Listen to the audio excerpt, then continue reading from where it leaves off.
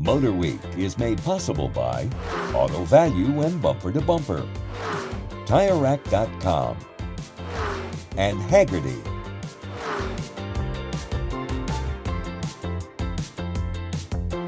It's been almost 15 years since the Nissan Leaf has been on sale.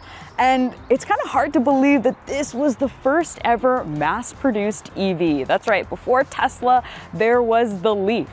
And the EV landscape has changed a ton since then. And let's be real, the Leaf has kind of fallen a little bit behind, but for 2026, Nissan is rectifying that, and we get an all-new third-generation Leaf. I'm here in Los Angeles, California, to get a first look. We think it's safe to say that this is the best-looking Leaf ever.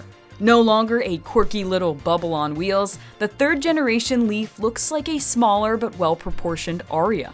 Quite fitting, considering the Leaf is now built on the same EV platform as its larger sibling. The aerodynamic design features stacked lighting elements, active grille shutter, flush door handles, an arched roofline, and 18 or 19-inch aero wheels.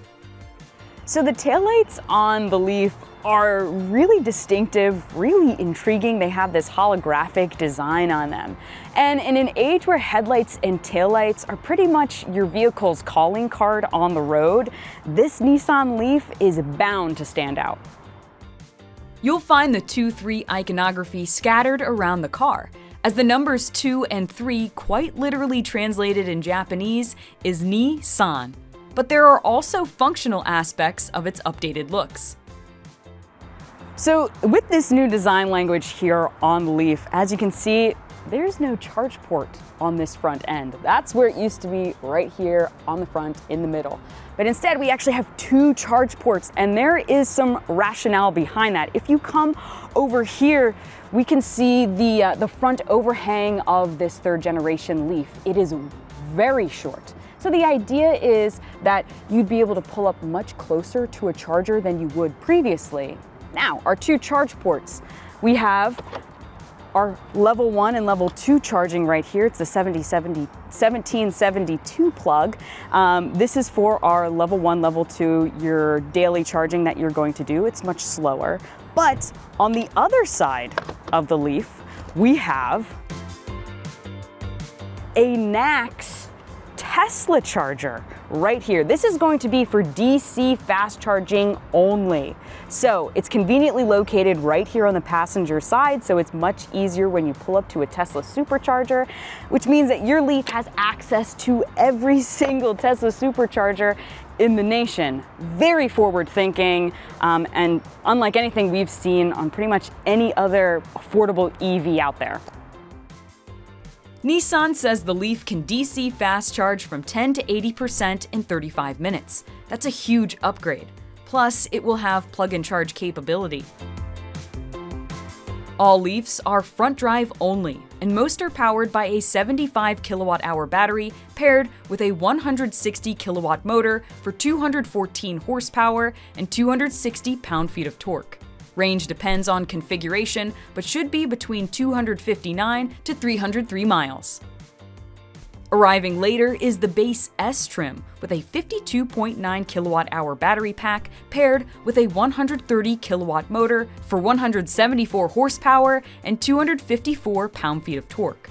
Range is still TBD, but we expect it to be just over 200 miles.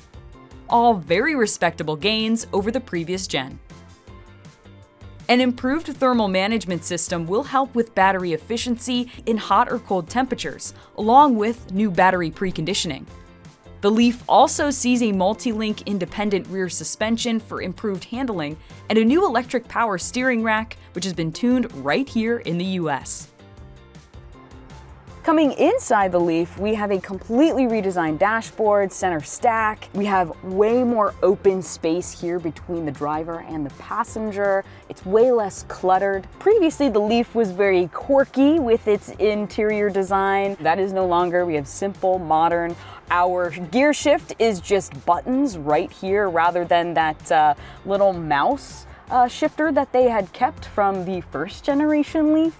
And What's great too is we have a Google built-in system here with these dual 14.3-inch displays. Very similar size, might be the exact same ones that we saw in the Armada. These are available on higher trims with the Google built-in system, but because it has that Google built-in system, you also have intelligent route planning, which is excellent if you actually want to take your Leaf on a road trip. It tells you where to charge, when to charge, what charge you'll have. It's very similar to the systems we've seen in a lot of different vehicles, and honestly is a standard that should be in most, if not all, electric vehicles. Nissan's Around View monitor, along with wireless smartphone integration, is standard, helpful in models that don't have the built-in route planning.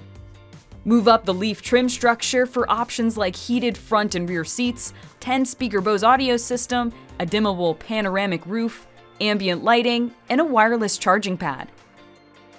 But also the interior materials here on this highest level Platinum are really nice. I mean, this is probably the most upscale Leaf I have ever seen. We have some different cloth materials here on the dashboard. We have a two-tone vibe going on.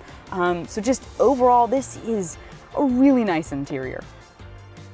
So far, this seems like a very solid effort from Nissan to make the Leaf a much more competitive EV.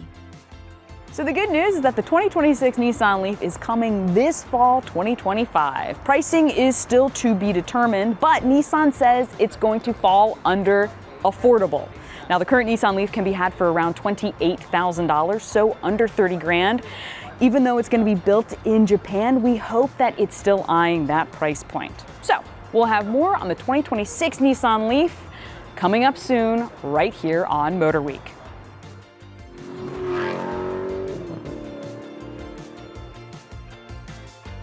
The MotorWeek app, which includes our latest reviews and feature stories, is now available for mobile devices.